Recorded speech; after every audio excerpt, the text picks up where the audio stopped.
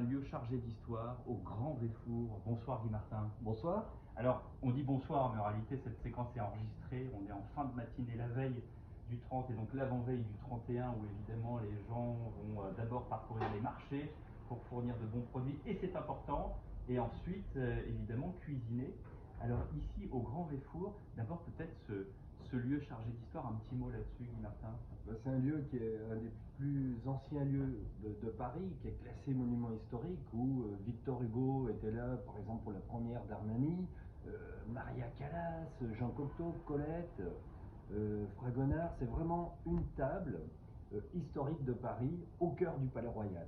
Mais qui a toujours été un restaurant entre guillemets étoilé, ou ça a été une brasserie un peu moderne, pratique Au départ, c'était quand même un des meilleurs restaurants de Paris au départ. D'accord, toujours. Ouais. Toujours. Après, il y a eu le grand Raymond Liver qui est resté 37 ans dans cette maison, dans cette institution, qui a été le premier chef vraiment à faire de la télévision. Et puis après, le groupe Tétinger a repris. Et depuis une vingtaine d'années, voilà, un peu plus même, je m'occupe de ce prestigieux restaurant. Guy Martin, quelle joie de vous avoir. Alors justement, là, on ne va pas aller déranger nos amis en cuisine parce que toute la brigade est en train de préparer le déjeuner.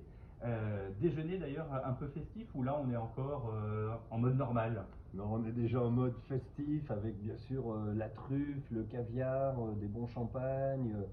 C'est la fête, déjà les gens depuis toute cette semaine font la fête. Et voilà, ce sont des moments exceptionnels qu'il faut vivre, il faut vibrer avec ces moments, avec des produits qui sont juste incroyables.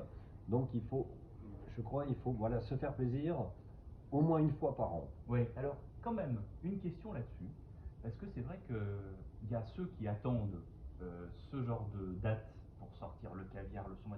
Est-ce que aussi on peut s'en passer? Est-ce qu'il y a des choses qu'on ne connaît pas, des choses qui sont dans la gastronomie française depuis toujours et qu'on n'a pas su, comment dirais-je, exploiter, et on sort toujours l'éternel caviar, le saumon et le foie gras? Bien sûr, il y a. Écoutez, le principal, je crois, c'est d'être avec des gens avec lesquels on aime. C'est ça le principal. Que la table éventuellement soit bien dressée, c'est pas grand-chose. Ça peut être une fleur qui est ramassée, un décor avec je sais pas, une bougie. C'est pas forcément des choses extraordinaires, mais ce sont des choses de partage. Et effectivement, le caviar n'est pas obligatoire, la truffe n'est pas obligatoire. Maintenant, dans nos maisons, on s'attend aussi à déguster ces produits. Mais je vous rassure, on peut faire énormément de belles recettes avec des produits, avec d'autres produits. Le tout, c'est de donner de l'amour, de les cuisiner et de les partager. C'est ça le plus important en fin de compte. Et puis de les associer, ces produits, à un céleri boule tout bête que je vais acheter sur mon marché. Je peux mettre quelques grains de caviar dessus et ça va être extraordinaire. Et ça va être extraordinaire. À défaut de caviar, mais pourquoi pas des œufs de saumon? Eh oui. Pourquoi pas? Donc voilà, c'est le tout aussi, c'est s'adapter à son budget, avec aussi les personnes avec lesquelles on va partager ce moment un petit peu qui est un moment de grâce, parce que on quitte une année pour repartir sur une autre année, c'est quand même quelque chose. Donc vous faites partie des convaincus, hein. Vous ne faites pas partie de ceux qui, le 31 de l'an, s'emmerdent en se disant là, on me demande d'être festif. Non, il y a un moment de grâce, on passe d'une année à l'autre, c'est important pour vous, Guy Martin. Pour moi, c'est aussi un moment où la famille peut se réunir, où on peut se retrouver ses copains. C'est pas forcément se dire, voilà, mais c'est aussi un prétexte pour les gens qui habitent à l'étranger, pour nos familles ou nos amis qui habitent pas forcément à côté de chez nous, de se retrouver. C'est aussi ça. Alors effectivement, on n'est pas obligé d'attendre le 31 pour faire la fête, mais il n'empêche que des dates un petit peu symboliques comme Noël, le 31, ça permet aussi aux personnes de se retrouver à un moment donné, que dans l'année c'est plutôt difficile. C'est aussi des périodes de fête, de vacances. Surtout que vous êtes originaire de Savoie, je crois, hein. Donc la famille monte à Paris pour voir Guy Martin le 31, comment ça se passe? Oui, la famille monte à Paris, les copains montent à Paris, on se retrouve après le 31 du Grand Véfour, et on va faire la fête ensemble, voilà, on va partager des plats, on va s'amuser. Vous savez déjà quoi? Ouais, ça va être classique, hein, je vais vous décevoir, mais ça va être classique, mais il y aura de la betterave. Il y aura de la betterave, il y aura du panais, il y aura vraiment tous ces légumes oubliés qu'on peut vraiment accommoder de mille façons. Mais bien sûr, par exemple, une belle maison comme caviar. Alors là, il y a quand même un plateau qui vient d'arriver devant nous avec une boîte de caviar, de chez Caviari, de l'Ossiètre précisément, qui est un caviar un peu gris et non pas tout à fait noir. Et puis, alors cette truffe absolument magnifique. La truffe, il y a une saisonnalité quand même pour la truffe, hein. Faut pas déconner, comme on dit. Non, effectivement, alors vous voyez, en plus ces truffes, elles sont canifées. Ce qui est important, c'est que quand les truffes, une fois cavées, une fois qu'elles vont être ramassées, Ça sent bon, hein. ouais, Oh là là.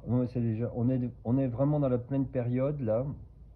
Il faut la canifer, donc on va la canifer, voir si elle est conforme, si elle est bien marbrée, vous voyez, comme toutes ces truffes là, elles sont bien marbrées, elles sont canifées, donc on donne un petit coup de canif.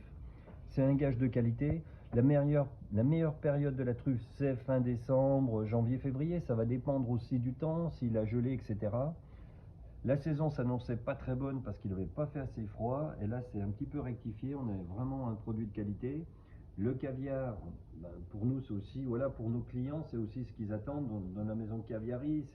Ça veut dire c'est un caviar de qualité. J'ai la chance de pouvoir, dans les boîtes d'origine, choisir mon grain qui va me suivre pendant toute. Si vous voulez, j'ai le Vous même ouvrez grain. les boîtes. Vous faites partie de ceux qui ouvrent les boîtes. Voilà, je fais partie des chanceux qui peuvent ouvrir les boîtes chez Caviari. Donc je choisis mon caviar au milieu des boîtes d'origine. Et pendant toutes mes commandes de caviar, j'aurai le même caviar qui me convient avec ce gris là. Un caviar qui n'est pas trop huilé, qui claque bien en bouche. Qui n'est pas pressé. Voilà, qui n'est pas ni pressé ni stressé. Voilà, c'est ça aussi, notre rôle de cuisinier, c'est de sélectionner les meilleurs produits.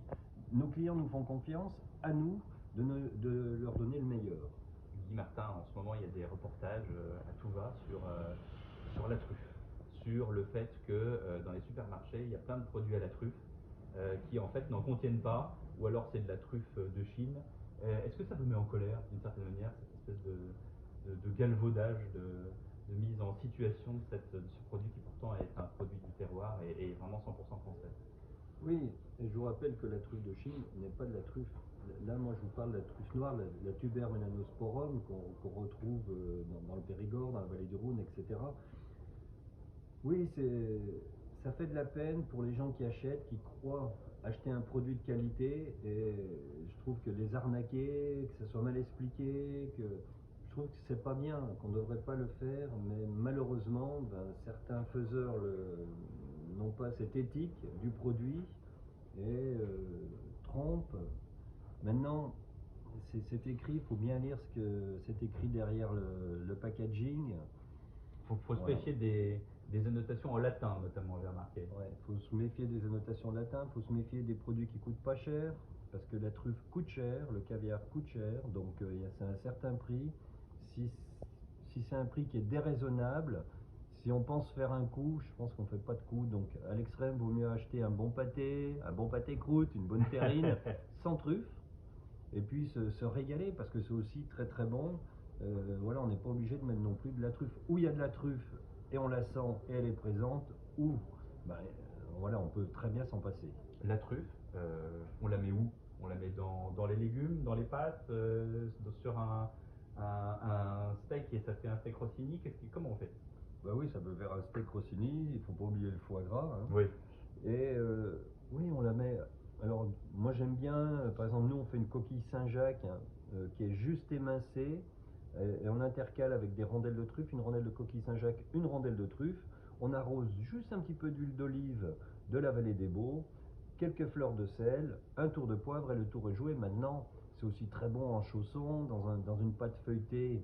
On cuit cette truffe, c'est magnifique. C'est magnifique. Quand on va ouvrir le feuilleté, il y a cette odeur de truffe qui va ressortir. On va la servir si possible avec une sauce Périgueux, une sauce à base de Porto par exemple. Ouais, on va se régaler. Il y a le filet de bœuf Wellington aussi. Il y a énormément de la truffe, la volaille. Alors, si on veut faire une volaille par exemple, la veille ou l'avant-veille, on va mettre des rondelles de truffe entre la peau et la chair. On va l'oublier dans le réfrigérateur. On va la cuire comme ça. Déjà, la volaille aura pris ce goût de la truffe, ou avec les œufs. Tout le monde sait qu'avec les œufs, oui, qui sont poreux, on va mettre de la truffe, et on peut il faut, je crois, les œufs les mettre dans un bocal avec de la truffe, et on ferme, et comme ça l'œuf prend le goût, c'est ça? Oui, parce que la coquille de l'œuf est poreuse, donc la truffe, elle a un tel parfum, elle va parfumer votre œuf, et on peut même faire des œufs brouillés à la truffe sans la truffe. Mais oui. Non, c'est vrai, ça. Et c'est mieux que ce que vous trouvez dans dans le commerce. Deux questions d'actualité, Guy Martin, l'une concernant l'énergie, l'autre concernant le Covid.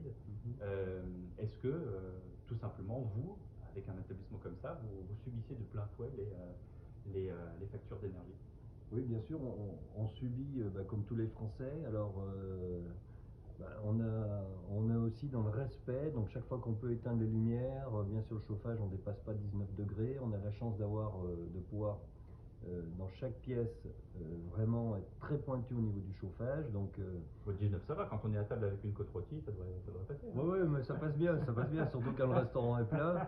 Bon, mais la nuit, on baisse ou on coupe le chauffage. Voilà, on est comme tous les Français, on fait vraiment très très attention parce qu'il faut faire attention.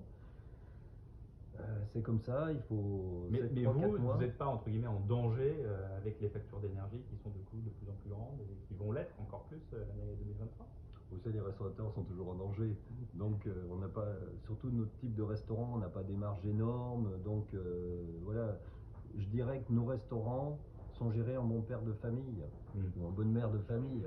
Donc, on fait attention, voilà, on fait attention et en même temps, nous sommes responsables. On est responsables et aussi des jeunes bien expliquer que, voilà, il y a des éléments extérieurs qui viennent perturber notre vie. Il faut en être conscient, il faut être responsable.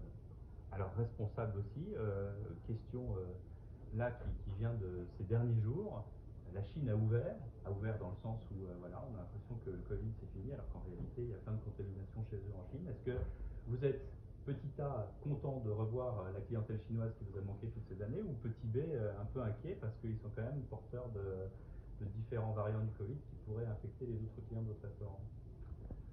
Bah, franchement, nous sommes contents de revoir les Chinois, nos amis chinois. Maintenant, le gouvernement doit prendre des mesures, ou va prendre des mesures. Donc nous... Il y a un appel là. Hein. Voilà, il y a un appel. Donc je pense qu'ils sont en train de réfléchir à quelle est la meilleure façon, et que la façon qui sera choisie sera sans doute la bonne. Bon, eh bien, il nous reste à vous souhaiter une bonne fin d'année et une superbe année 2023, Guy Martin. Écoutez, elle commence pas mal. J'ai écrit un livre qui vient de sortir pour les fêtes. L'année finit bien et je pense qu'il y a des beaux projets pour 2023. En tout cas, je vous souhaite à vous et à vos équipes et à tous les auditeurs tous mes vœux de bonheur. Merci beaucoup, Guy Martin, et on peut vous suivre sur Instagram notamment, parce que vous faites des recettes minutes qui sont très simples à faire et vraiment très sympathiques. Voilà, le but c'est vraiment la recette en quelques minutes avec des produits qui ne coûtent pas cher, le petit tour de main légèrement expliqué, et le tour est joué. À bientôt. À très vite, au revoir.